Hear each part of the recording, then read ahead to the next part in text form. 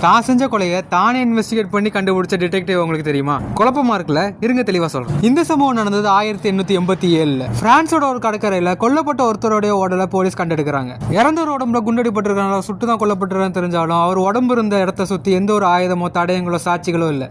ஆனா ஒரே ஒரு காலடி தடயம் மட்டும் இருந்தது. போலீஸ்க்கு அடுத்து என்ன பண்றதுன்னு தெரியாதனால தங்களோட பெஸ்ட் டிடெக்டிவான ராபர்ட் லேண்ட்ரூ கிட்ட இந்த கேஸ் ஒப்படைச்சாங்க. லேண்ட்ரூ சம்பவம் நடந்த இடத்துக்கு வந்து அந்த தடயத்தை பார்த்து ஷாக் ஆனாரு. ஏன்னா அந்த காலடி தடயத்துல ஒரு விரல் இல்லாம இருந்தது. லேண்ட்ரோட கால்களையும் அதே விரல் இல்ல. அன்னைக்கு லேண்ட்ரூ தூங்காம இதை பத்தி யோசிச்சுக்கிட்டு இருந்திருக்காரு. மறுநாள் காலையில போலீஸோட போஸ்ட்மார்ட்டம் ரிப்போர்ட்ல கொலைக்கு பயன்படுத்தப்பட்ட புல்லட் லேண்ட்ரோட துப்பாக்கில இருந்து வந்ததுங்கிறத தெரிஞ்சுக்கிட்டாரு. இதனால லேண்ட்ரூ தன்னையே சந்தேகப்பட ஆரம்பிச்சாரு. ஏன்னா லேண்ட்ரூக்கு ஒரு பிரச்சனை இருக்கு. அவருக்கு தூக்கத்துல நடக்கிற வியாதி இருக்கு. தூக்கத்துல நடக்கிறது வித்தியாசமான பிரச்சனைனா அதுலயும் ஒரு விசித்திரமான பிரச்சனைங்கிறது லேண்ட்ரூக்கு இருக்கு. அதான் தூக்கத்துல நடந்துகிட்டே செயல்படுறதுங்கிறது. மறுநாள் போலீஸ் கிட்ட போய் லேண்ட்ரூ சொன்ன வார்த்தைங்கிறது எல்லாரையுமே ஆச்சரியப்பட வச்சது.